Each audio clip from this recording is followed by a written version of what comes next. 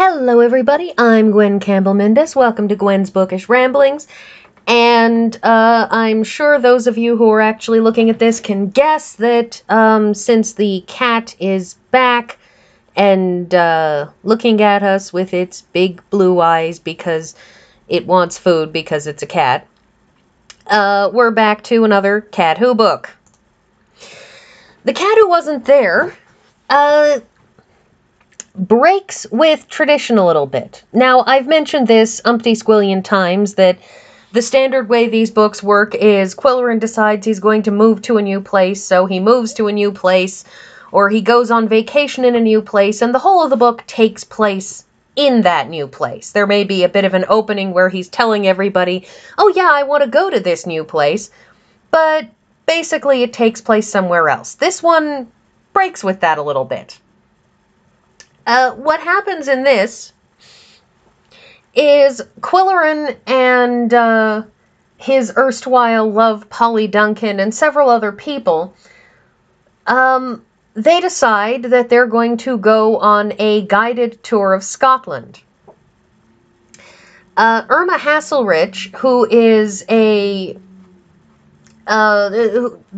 woman who does a lot of charity work around Pickaxe and Moose County, has basically, because she has certain connections and friends in Scotland, has basically offered to be a guide on the trip and to organize everything. And so Qwillerin and Polly and several other people decide that they're going to go on this trip.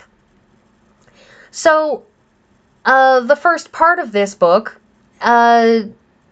basically takes place in Scotland as they travel from place to place, and it's a bundle of the usual issues that you hear about on tours. The tour guide who doesn't quite know as much of what they're talking about as they think they do.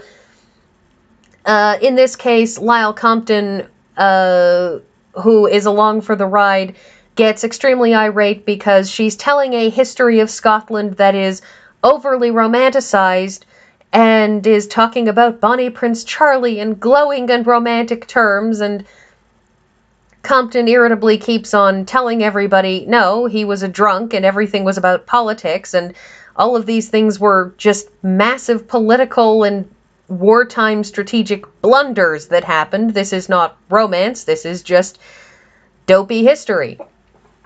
So there are those problems. There's the problem of that one woman who always, for some reason, cannot make it on time, and everybody else gets up at 5:30 in the morning and waits around and waits around and waits around, and she doesn't show up on time.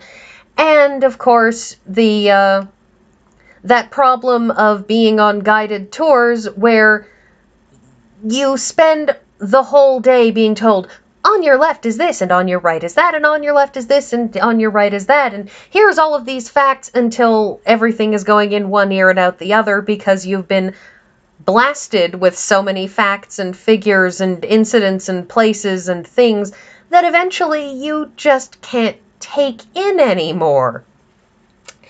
And of course the if it's Thursday, this must be Belgium problem, which is you go to so many places in such a short time that eventually you don't know where you are because you've been to so many places in such a short time. So the tour is going more or less fine as such things go, but there are a couple of longer-term issues. The first of which is that at the end of the last book, Qwillerin came racing back to Pickaxe because he had heard from Polly that she had been stalked on her way home. And he came racing back, and it remains an issue throughout this book, the stalker. The second thing is that Melinda Goodwinter, whose father, Dr. Hal Goodwinter, had just committed suicide. His wife died, and then Dr. Hal Goodwinter committed suicide afterwards. And Melinda Goodwinter, who Qwill dated briefly when he first moved up to Pickaxe, comes back to Pickaxe and starts hitting on Qwill incessantly. And she comes along on this trip and hits on him throughout the trip, which makes him uncomfortable not only because he is in a committed relationship with Polly, but because she's feeling abrasive to him. What had been sort of an appealing forwardness to him before now just feels too forward by somebody who's too pushy, who seems to just kind of want the Klingon fortune. And then tragedy strikes, and Irma Hasselrich, who was the one running things, who was handling all of the details of the trip, who had done all of the research, who knew where everything was and where everybody was going.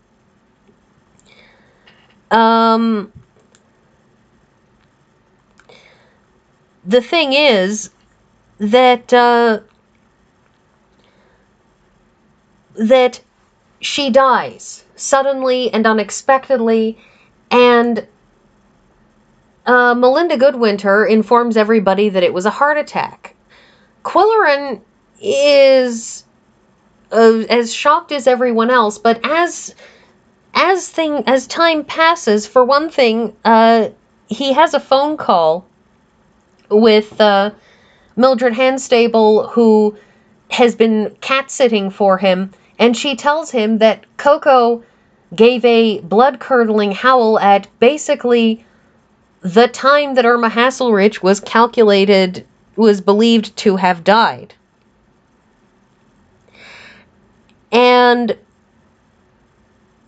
from that point on, Qwillerin is suspicious of her death. He's suspicious of the fact that he's suspicious of how and when she died. He's suspicious of the fact that their bus driver up and vanishes right then. And they finish out most of the tour using her notes to do it, but basically everybody flies back.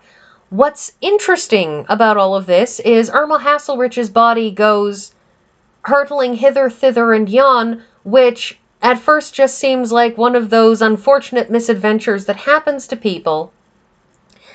But by the end of the book, you look back on it, and it seems to have been a clue that something was wrong with her body. You see, and throughout this book, Melinda Goodwinter's constant attempts to get Qwillerin to go out with her, to, take up with her again, they form a backdrop that makes this whole book extremely uncomfortable. Vicariously through Qwillerin, because he spends the whole book trying to put her off and dodge her. So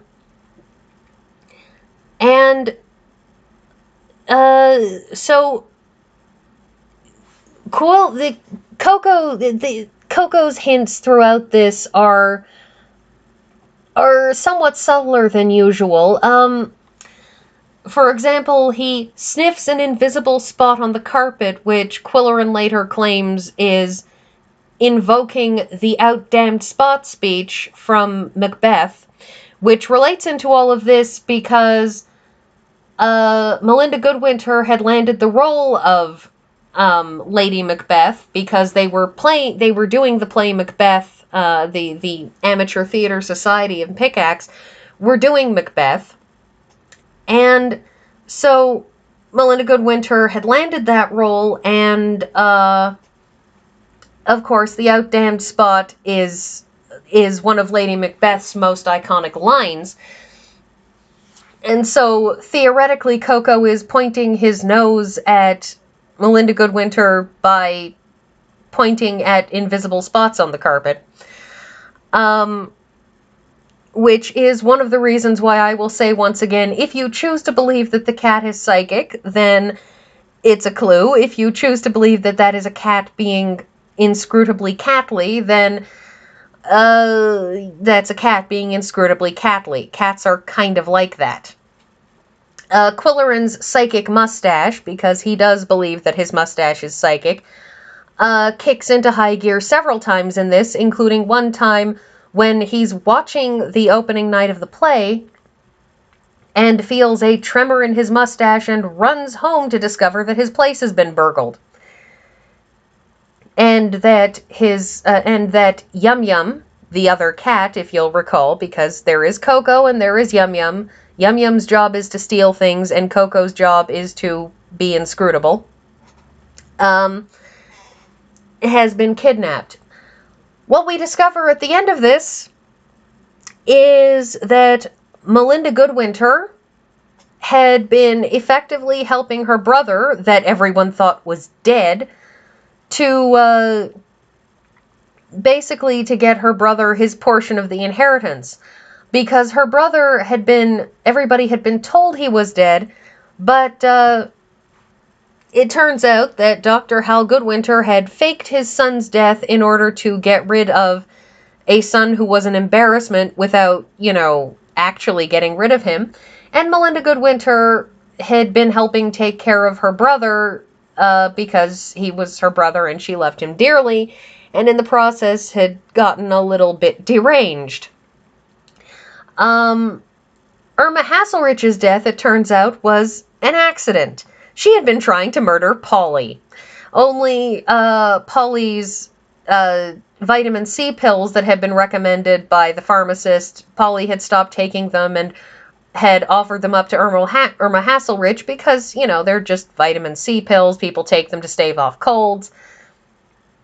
And Irma Hasselrich had taken them, but since in an attempt to murder Polly, Dr. Goodwinter Melinda had switched out those pills for a pill that would kill Polly. Irma Hasselrich winds up dead, and Melinda starts to have a complete breakdown. So, by the end of this book, a woman who earlier in the series we actually liked a lot and was seeming to be vivacious, and who Qwillerin credited with getting him to get more exercise and to stop smoking, turns into the villain. But as I said, what makes this one stand out from the others, aside from the fact that she really, really hardcore links this into the whole guilt theme in Macbeth, that whole, we shouldn't have murdered the king and now I'm going to have horrifying hallucinations about things because we did something wrong. While that does parallel through this very, very strongly, I mean, really, really strongly, what makes this book stand out most for me is the fact that Qwillerin is actually in the same place as he was 2 books ago. He's at home for the bulk of this book. He's talking with the regular cast of characters.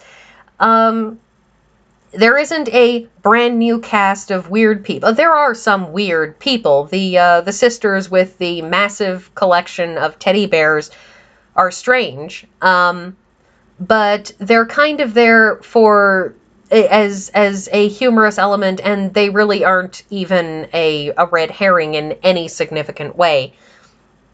But this book demonstrates, I think, that new quality of the series, for a quality of the series as it's made this shift, the quality of Qwillerin is now settled. He is in one place. He now has a home. He now has a single place that he comes back to over and over again. And it's part of this gradual shift that the series has been making ever since Qwillerin came to Pickaxe. That at the start of the series, when he first moved to the big city and started working at the Daily Fluxion, he was somebody who didn't have a home, who lived a peripatetic lifestyle, who didn't say, this is the place where I live. And now this is the place where he lives. And And I think that's everything, and I'll see you all next week.